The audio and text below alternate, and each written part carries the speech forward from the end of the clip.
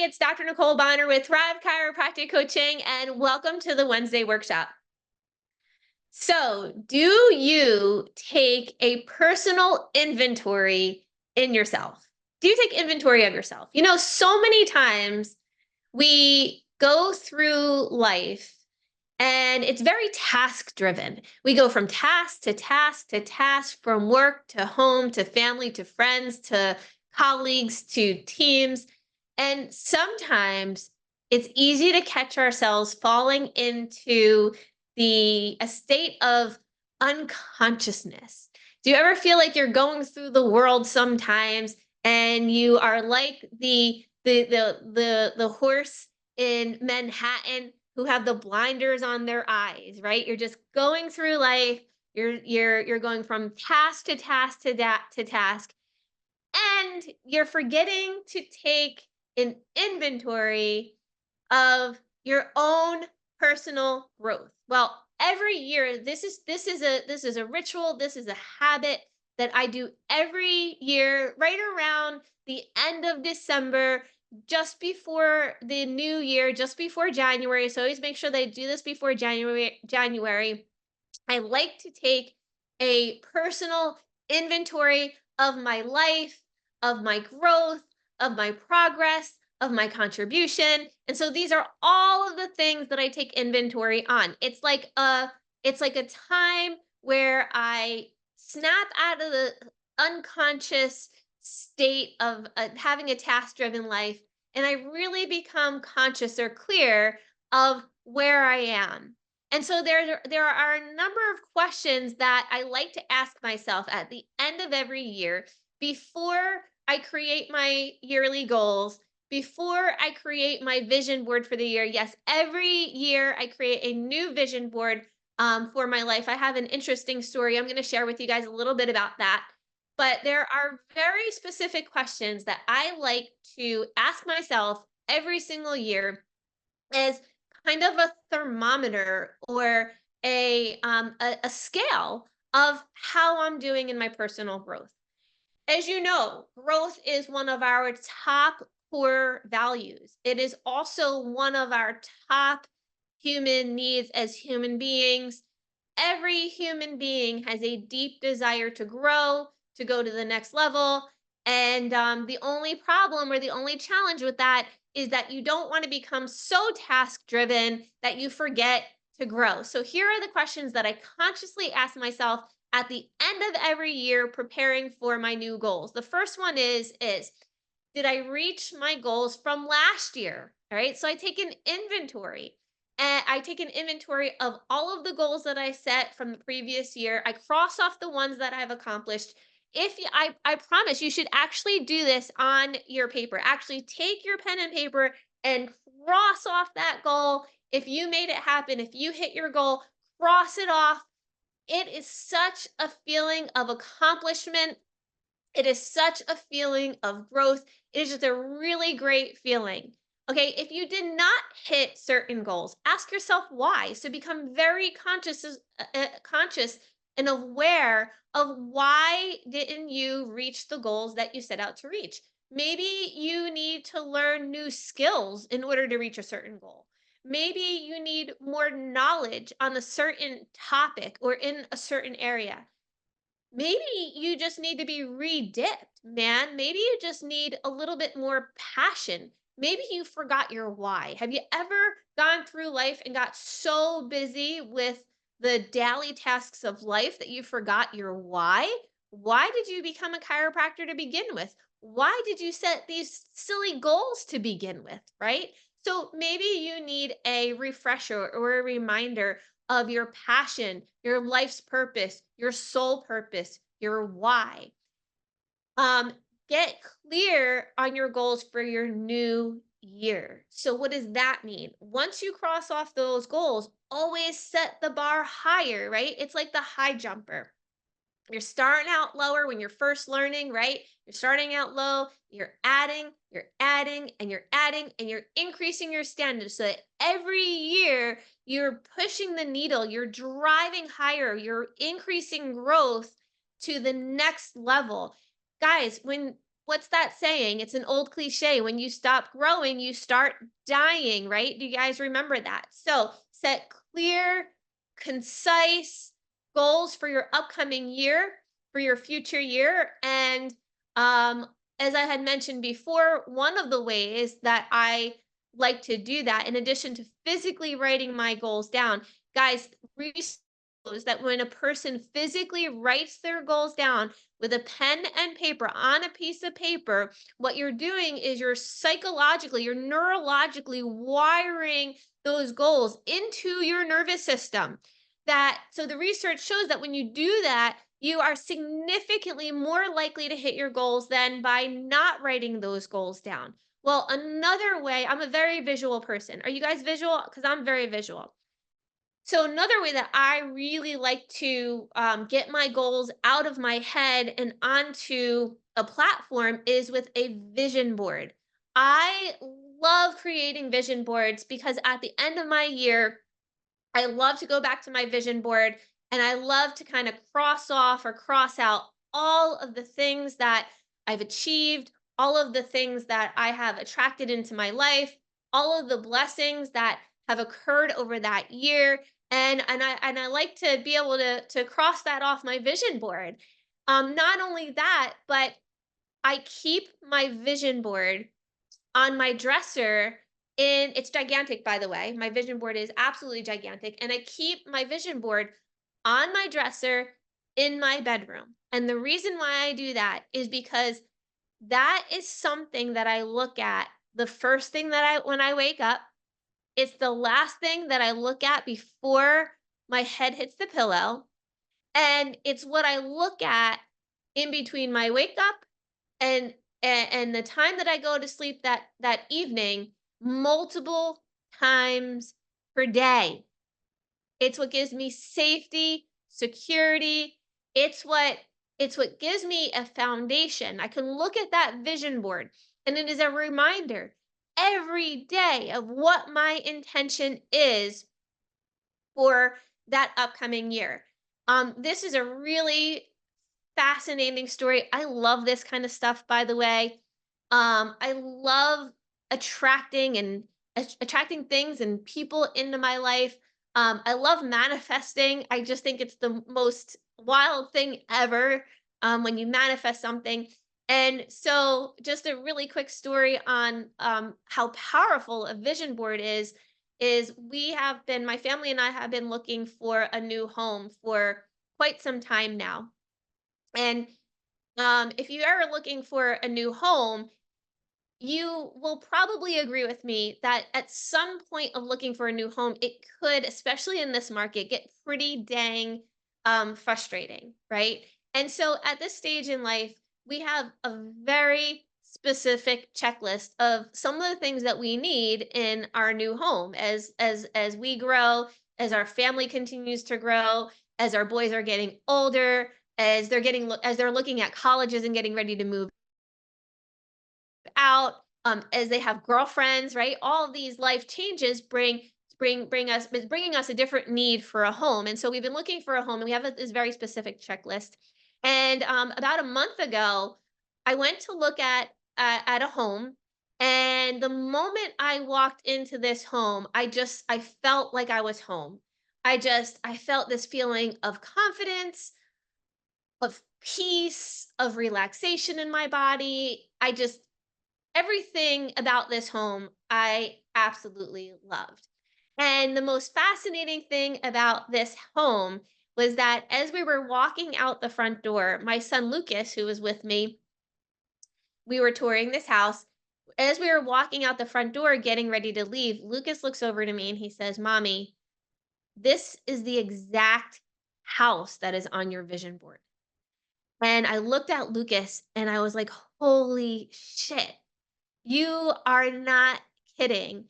And I went home and I looked at my vision board and the exact house that I had cut out from a magazine, what looked almost identical to this house that we were looking at. And so we haven't closed on the house or anything like that yet, but I know that there's no doubt in my mind, like this house is already mine. Like, there's no doubt in my mind. I know that we're going to be moving in, and so it's just like it's manifested. It's done already, and it's done in my mind, and pretty soon it's going to be done in my physical space.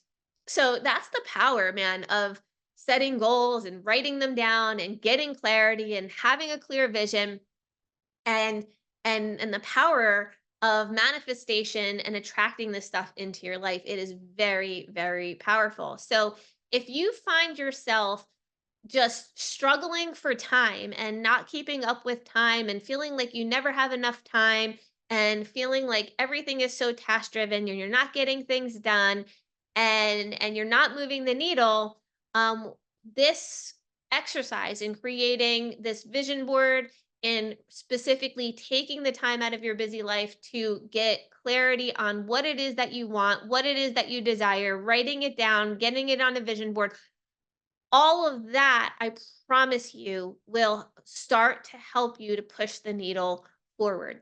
Okay. The second question that I ask myself is, did I deliver chiropractic care with excellence? So, what does that mean? so did I deliver it with excellence? Can I look back on my year and say to myself with confidence that I did everything in my power to deliver the best I, I could for my community, for my patients, for my practice members, for the people that I serve. If you look back, and if you know, like in your gut that maybe you're not delivering the very best adjustment that you possibly can. If you haven't been present time consciousness 100% of the time with patients, if you need to gain skill in this area, right? If you do, get the skill that you need. If you need to brush up on your adjusting, go take a technique class. Go take an adjusting class. Go to an adjusting weekend. You guys know I practice CBP. There's a reason why I practice CBP. CBP has it's abundant. It's abundant in spinal research, man. And so we have the best research, the best evidence base in the world when it comes to CBP. And so that's one of the reasons why I chose to take care of my patients with that type of analysis and that type of technique is because it has CBP. There's such a high standard that when I am treating a patient, when I'm taking care of a patient, man, I know in my heart of hearts that I am delivering the very best quality of chiropractic that there is. My next question that I ask myself, and this is important when you have a high volume practice, is did I practice at my peak quantity? So notice the first question that I asked myself is about the quality of my delivery. The next question is did I serve at my peak quantity? And I love this question because I think in today's day and age, this is such a debatable subject or topic in chiropractic. Why? Because when I graduated chiropractic school in 2000, everybody that I knew anyway wanted to be a high volume practitioner. Shoot, man, back when I graduated or when I was in chiropractic school, if you weren't seeing 500 office visits a week, you might as well not even get up and go into practice. Because everybody like that 500 office visits a week was just a standard of care, and that was the basement floor back then. That was considered to be the basement floor.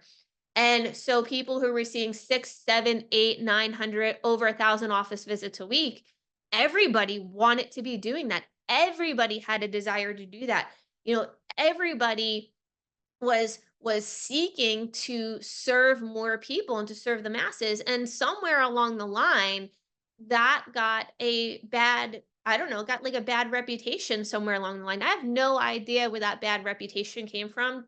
Total total transparency here, because I know for myself, when I see higher volumes in practice, I am like way sharper, I am way more committed. I am way more connected to patients. We have way more healings that happen in our patients' lives when we're seeing high volume versus when we see low volume.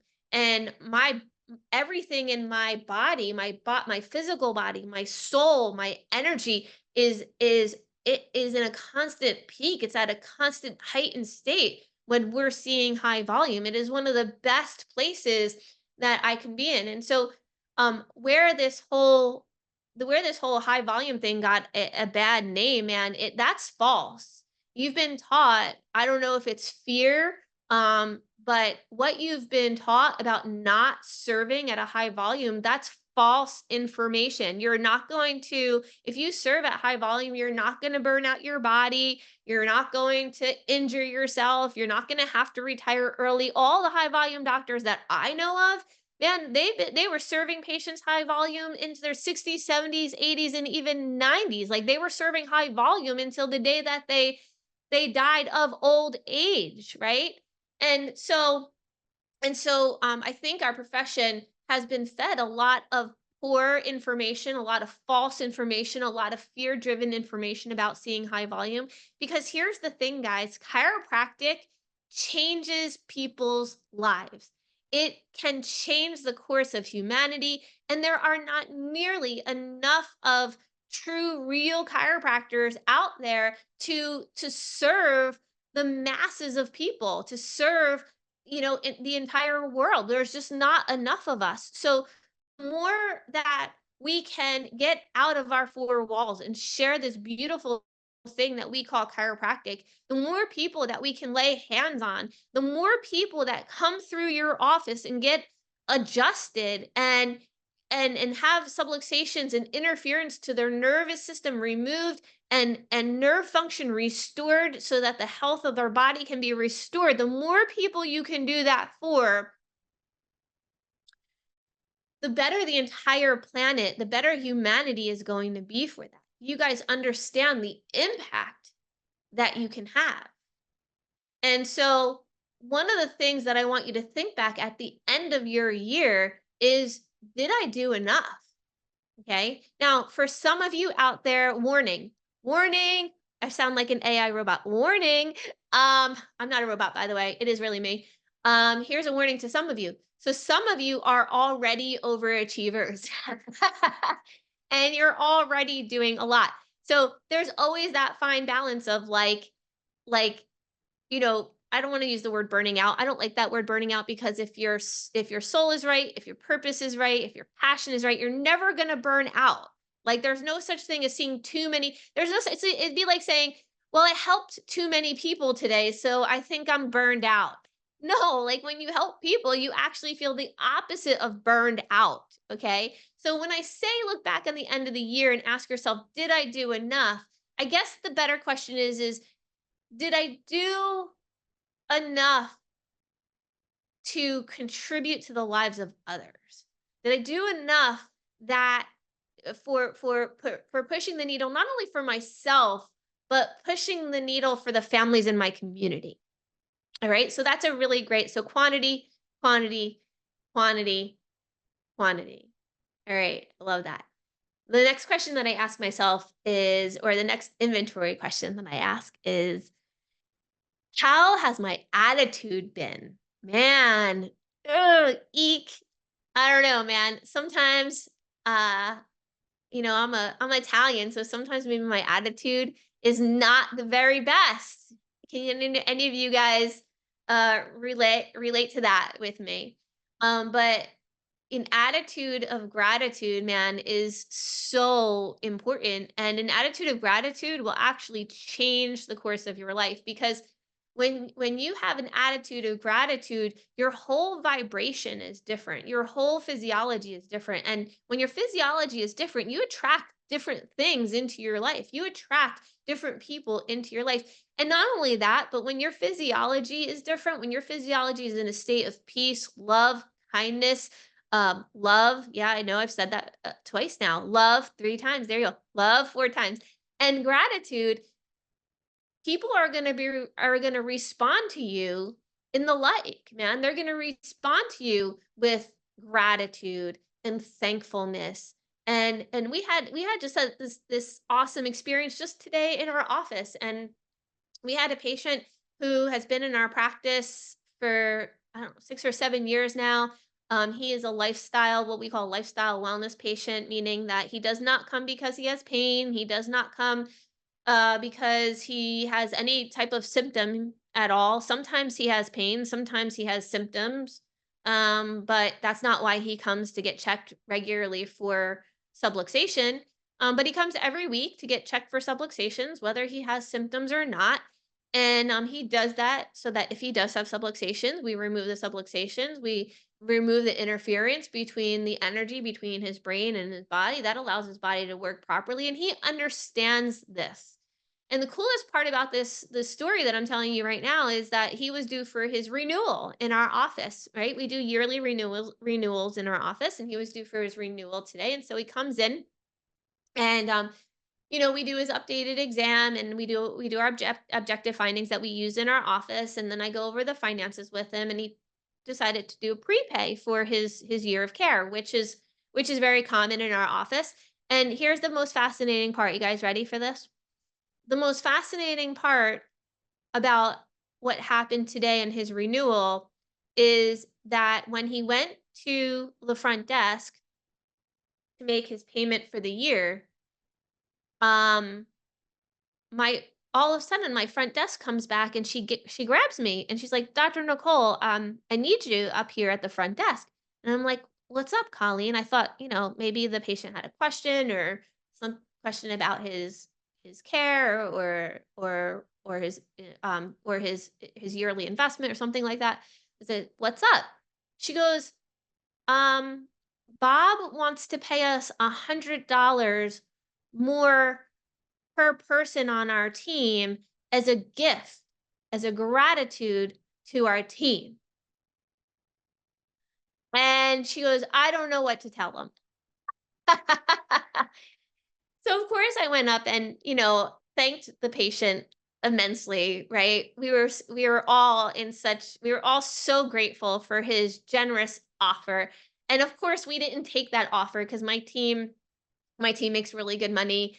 They're very blessed. They also get bonused, and our practice, thank God, has been very financially blessed over the last 24 years. And so I was very grateful to him. But the aha, or the takeaway from this, was that our patients actually want to pay more for the care because their perceived value of their care is higher than what their money, what their actual financial investment is. And just so you guys know, so we're clear, right? This guy's investment for the year was $4,500. So we're not talking like he had a $15 copay he was paying, and then he wanted to like gift the team. No, he was already putting out $4,500 for a year's worth of care in the office, and felt like he wanted to pay more. How awesome is that? And so those are the kinds of things, and we're high volume guys. We adjust patients anywhere between 1 to 2 minutes a patient. Some of you guys are out there are seeing patients at 30 seconds a patient, right? What does that mean? That means is that it's not the quantity of time that you spend with a person. It's not the conversation that you have with people that are going to make them want to come back. That's not what creates the value for them. What creates the value for them is really the magic of chiropractic. It's really the understanding for them by detecting and correcting subluxation. What you're doing for their life and for their health is is way beyond. It's worth way more than what they're even paying you. And so that was just an awesome example of how an attitude of gratitude really does. It's like a boomerang, man. It's like when you put that out, it's like a boomerang. It comes right back. Okay. So the other question that I ask at the end of my year is, have I, here's another eek, have I completed all the projects that I started? So here, this is really interesting because for me and for most of you guys watching a show like this, This might be a tough pill to swallow for some of us. And the reason is because most of us that are on this in this group, most people that are entrepreneurs or business owners, we are visionaries. And what that means is that we have the ability to to visualize. We have the ability to see things and to see pr- pr- um, prospects and to see things that are not even created yet. And so we have that, we'll get this vision, we'll get this idea. The challenge with visionaries is that we're not great implementers. So there are visionaries and there are implementers. In fact, one of the things that I teach you guys in the Jumpstart program when I'm helping people open practices with the Jumpstart program, there's a whole module on team building. And one of the things that I teach you guys is that if you are a visionary, one of the first team members that I want you to find and put in place on your team is the implementer, because you can have all of the visions in the world, but if you don't complete these projects, nothing gets done, nothing comes out of it, and then there's no contribution to the planet from it. Okay. So that's a big one for me. Like that's probably one of my weakest areas is I love to start projects, but I'm not really great on on implementing it, on organizing it and like finishing up. So that's how I hire. So I hire people that are really good at doing those things. I want to This is a really great time to shout out to my friend Jody Dinnerman. She started a program. Not It's not really a coaching program, but it's a program called Staffless Practice. And Jody is she's an implementer, man. She can take any project and she can create the organization so that what needs to get done gets done in a timely manner in an organized way so that the project that the visionary creates in their mind actually gets done. She's really, really, really good at that. Okay.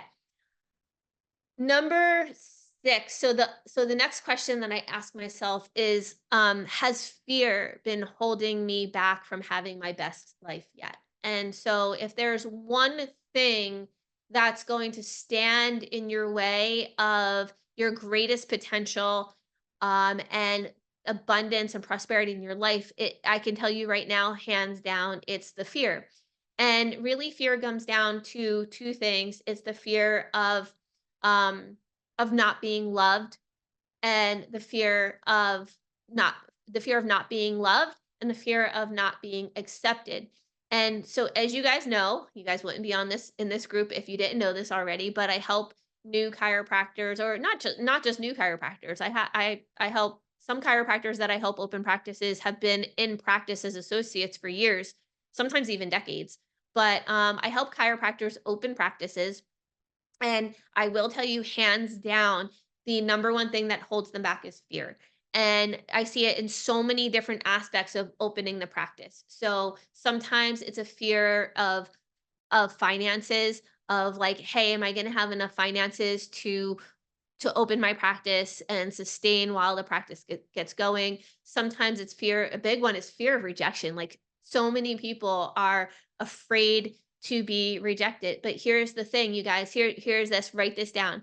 So the more people you serve, the more people that you contribute to, the more people that you help, the more people you're going to have saying no to you. It's just like a law of statistics. So just get used to it and know that it's okay. And if somebody says no to you, or they don't want your service or your product, it's okay. It's okay. Just go on to the next person who does, because I will guarantee that the world and humanity, they are thirsting for what we have as chiropractors.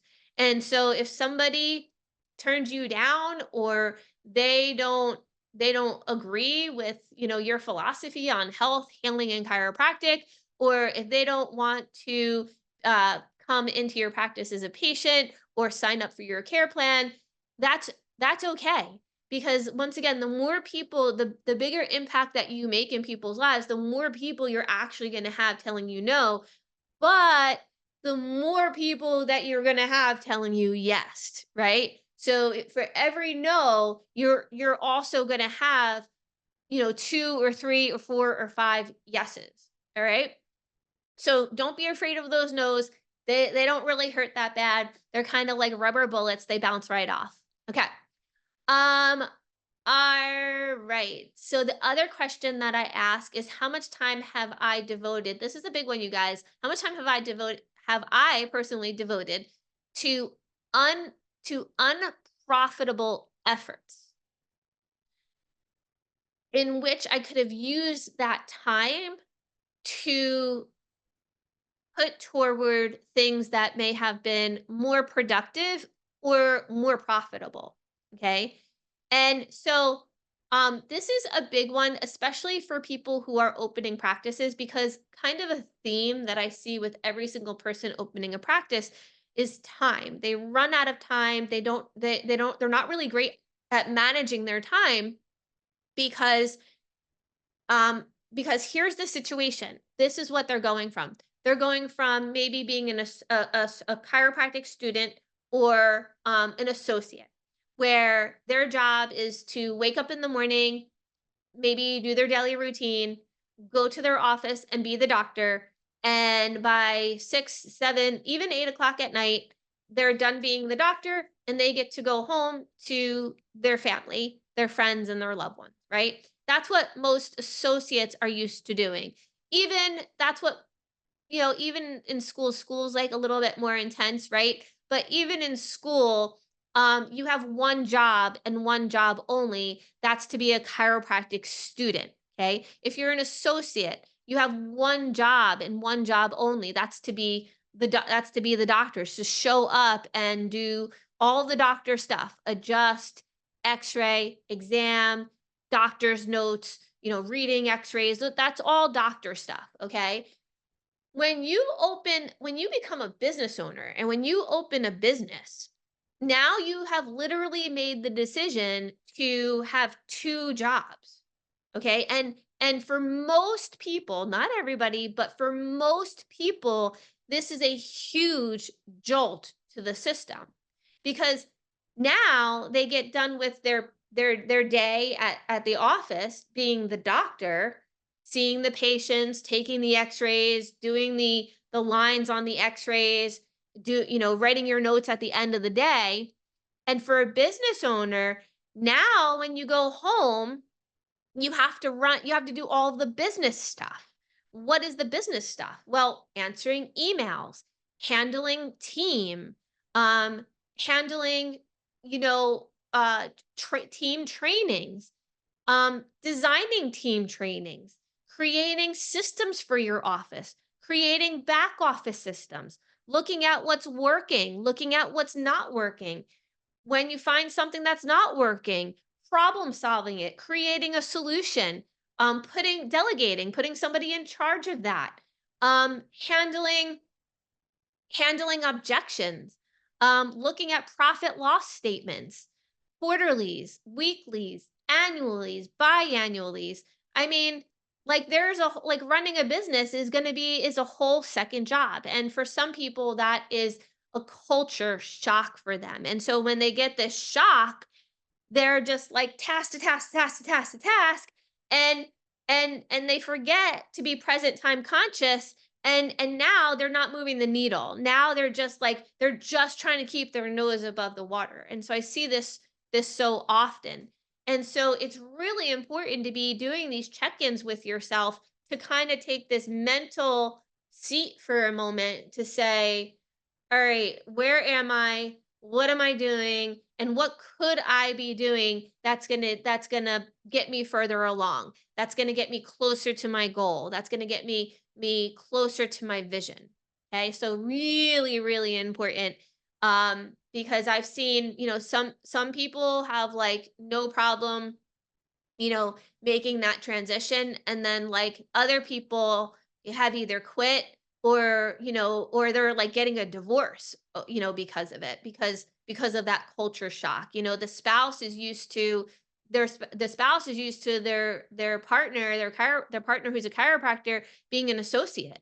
And now all of a sudden, not only are they the doctor working in the practice, but now they have a whole nother job of working on the practice, and that sometimes creates relationship issues, right? And so I'm definitely not being Debbie Downer, and I'm definitely not trying to steer you away from opening a practice. In fact, I think every chiropractor should be opening a practice. What I want to do is I want to bring it to your attention, and I want to solve the problem before it becomes a problem for you. Does that make sense? And one of the ways to do that is to just to have awareness of it. Okay. All right. The other thing that I do is how can I rebudget my and change my habits so that I'll be more efficient during the upcoming year. So this goes along right to the one that we just talked about before. So if there is anything that I'm doing that's not being fruitful, how can I rebudget? How can I reassign my time to things that are going to be more fruitful for me for the upcoming year? The other thing that we think about, or that I want to bring your attention to, become aware about, is in what ways have I rendered more services than what I've been paid for? I stuck this in, and the reason why I stuck this in here is because every once in a while, like I do have these moments of consciousness where I have like just this check-in moment. And one of the things, if you've ever heard me speak on finances or care plans or something for my practice, one of the things that you probably know about me, I've even got some slack in the profession about this, but one of the things that I never do is I never, ever, ever, ever give away free care. And that I don't know, that ticks some people off. It doesn't tick me off because, when I was newer in practice, I had a very high volume practice pretty much right away, like almost right off the bat, I was seeing high volume. But back then, I was seeing high volume, but a lot of people were not paying an appropriate amount for their care. And so what happened is I had this experience where I was taking care of this family, and I was giving them a break on their care because they had like they had a bunch of kids, they had 4 kids. So I gave them a break on their care. And one week they came in, got their chiropractic adjustment. They were like, "Thanks, doc. We love you. We appreciate you. Oh, by the way, we won't be in next week." I'm like, "Oh, dude, what's going on? You never miss your visit."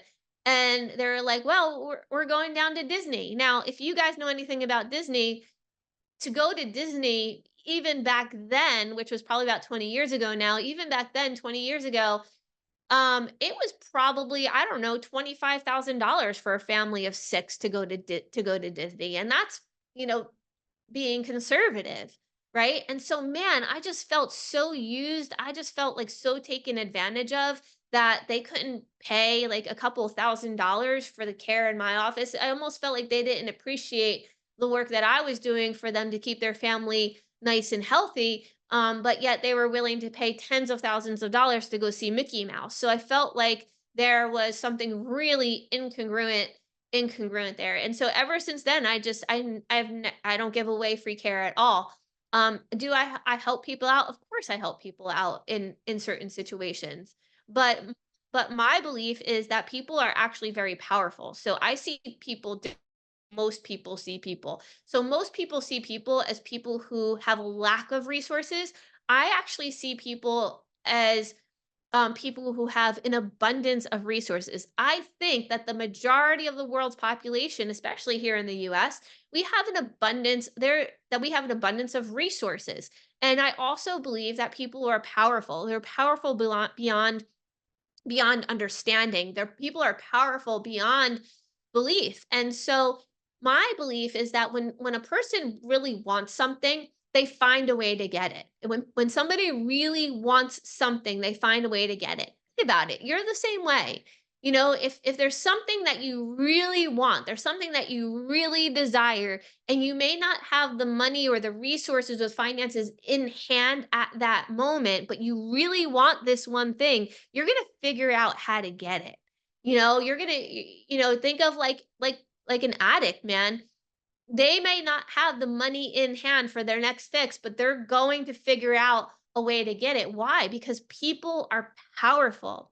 And that's how I see my patients that come through my door. I don't see them as weak. I don't see them as um poor. I don't see them as in lack. I don't see them in lack of resources.